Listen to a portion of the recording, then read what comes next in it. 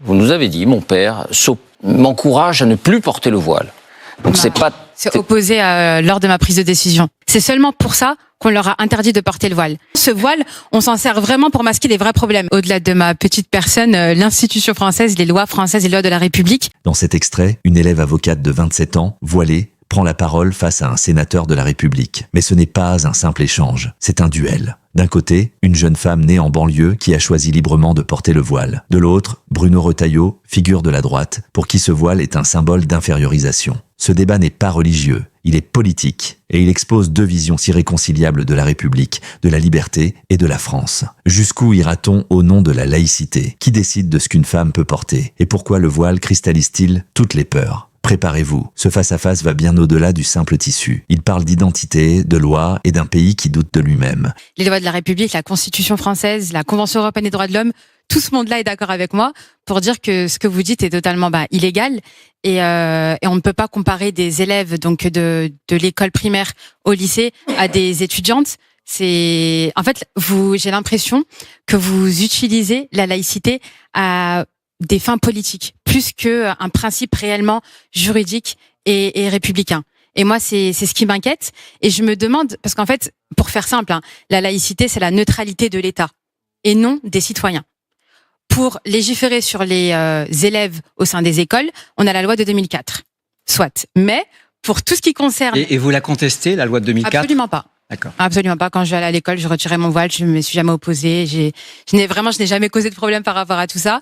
Et preuve en est, je ne veux pas être fonctionnaire. Enfin, je veux dire, je respecte vraiment de manière très stricte le principe de laïcité. Vous admettez que dans des lieux qui sont des lieux que la République souhaite sanctuariser, notamment à l'école, que ce soit les professeurs, mais ça, c'est depuis longtemps, depuis 2004, les élèves ne puissent pas porter un voile ou autre chose, c'est-à-dire un signe ostentatoire religieux. Voilà. Ça, vous l'admettez? Je l'admets, c'est la loi, je l'admets. Je l'admets, mais ce que je... Et vous le regrettez? Vous l'admettez ou vous le regrettez? Je l'admets. Je pense que pour autant, le voile, pour les islamistes notamment, c'est un étendard.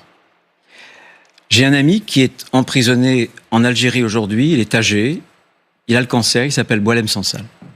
Boualem avait écrit un jour, il est algérien, il est de cette culture-là, et il avait dit, et il avait écrit, l'islamisme, c'est la victoire du voile.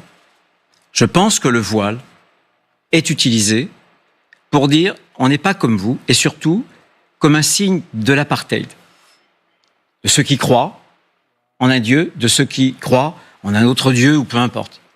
Je pense que le voile, c'est un signe qui sépare les hommes et les femmes, pour inférioriser les femmes. Vous dites, moi j'ai cette liberté, mais il y a tant de pays, les Iraniennes, qui se battent et qui sont punies gravement, parfois sur leur vie, parce qu'elles n'ont pas le droit, vous voyez, d'enlever leur voile. Et c'est ça qui me choque.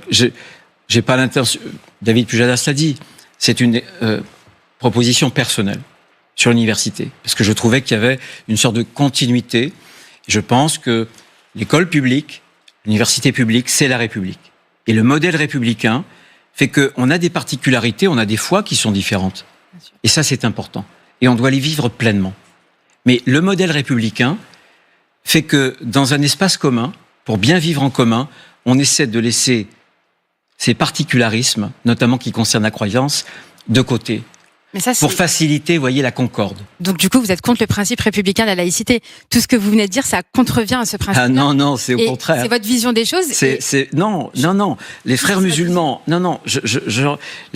Est-ce que je peux... Je reconnais une Alors allez-y, puis vous répondrez, Bruno Retailleau. Déjà, je note que vous sortez beaucoup de mots comme ça qui font peur, l'islamisme, les frères musulmans, etc. Ah, ça me fait peur, moi, oui. Mais ça me fait peur aussi. Ah oui. C'est fou. Ça me fait peur, sauf que moi, pour combattre l'islamisme, j'interdis pas des mères qui accompagnent leur enfant en sortie scolaire de porter le voile. C'est pas comme ça qu'on combat l'islamisme. Je suis vraiment désolée.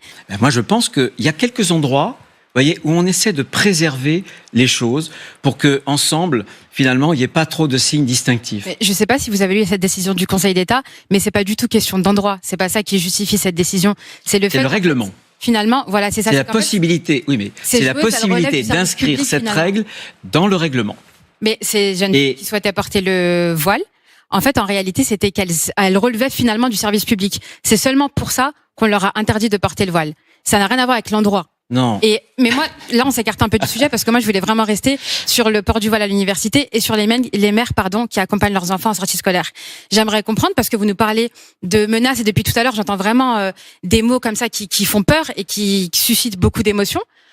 J'entends, mais là, en l'occurrence, on parle de jeunes femmes inoffensives qui étudient à l'université, qui veulent s'intégrer dans la société, qui peuvent s'émanciper par les études, qui peuvent justement être une réelle valeur ajoutée, créer de l'emploi, etc. Mais bien sûr. Et j'en suis la preuve.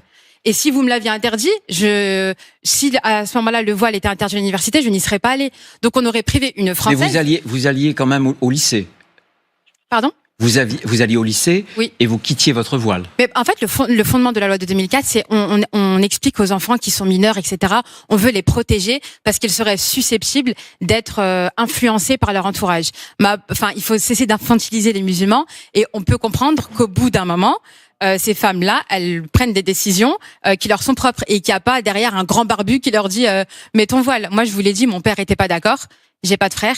Je ne suis pas mariée. Il y a aucun. Je n'ai même pas d'entourage masculin. Si aujourd'hui vous vendez aux Français le fait de combattre l'islamisme en interdisant ces pauvres femmes de porter le voile, c'est inquiétant. C'est inquiétant. Si c'est vos mesures et que ça fait presque plus de 10 ans qu'on les répète à chaque fois et qu'on voit bien qu'il y a un blocage législatif parce que ce n'est juste pas conforme à la laïcité, c'est inquiétant et c'est alarmant. Et moi, j'ai l'impression que vraiment ce voile, on s'en sert vraiment pour masquer les vrais problèmes. Parce que là, j'entends les témoignages depuis tout à l'heure de mes concitoyens et ça m'attriste et je me dis depuis tout à l'heure, ah oui, donc quand même on a. Qu'est-ce qui vous attriste ? J'entends que par exemple on a eu une agression sexuelle et je suis vraiment désolée pour la fille de monsieur. J'entends que des personnes se sentent mal à l'aise. J'entends des témoignages qui m'ont bouleversée et je me dis ah oui, donc on a tous ces problèmes en France. Et on a monsieur le ministre de l'Intérieur qui me parle des mères en sortie scolaire comme si c'était le problème vraiment qui perturbait tout l'ordre public et surtout qu'il n'y a aucun citoyen français qui ne s'est plaint de ça. Et il n'a jamais été démontré, laissez-moi juste finir, il n'a jamais été démontré que le voile contribue à l'islamisme ou que ces mères qui accompagnaient leurs enfants en sortie scolaire faisaient du prosélytisme ou quoi que ce soit. Bon. Il n'y a eu aucune étude. Réponse là-dessus, Bruno Retailleau, puis après on va avancer. Très rapidement, c'est désormais connu, on le sait bien, qu'un islam politique veut par le voile imposer un ordre à la société où la femme est l'inférieur de l'homme et où, en réalité, cet étendard-là qu'est le voile, sépare d'une part de la société, de la communauté nationale, les croyants, les non-croyants. Pour ce qui concerne la sortie scolaire, je veux simplement être clair, on a interdit le voile à l'école. Oui, bien sûr. Et pour moi, les sorties scolaires, c'est l'école hors les murs. C'est l'école hors les murs. Donc, les règles dans l'école, dans les murs de l'école, doivent être les règles dans l'école hors les murs. Voilà, c'est la justification. Je me tourne vers vous. Ce face-à-face n'a rien réglé. Il a révélé une république qui vacille entre liberté individuelle et exigence de neutralité. Une jeunesse qui revendique sa place, même voilée. Et des politiques qui brandissent la laïcité comme un dernier rempart ou comme une arme. Faut-il interdire le voile à l'université ? Est-ce un combat pour la liberté ou un aveu d'impuissance ? Ce moment a quelques années, mais il n'a jamais été aussi vrai qu'aujourd'hui. Dites-nous en commentaire, faut-il interdire le voile à l'université, oui ou non ?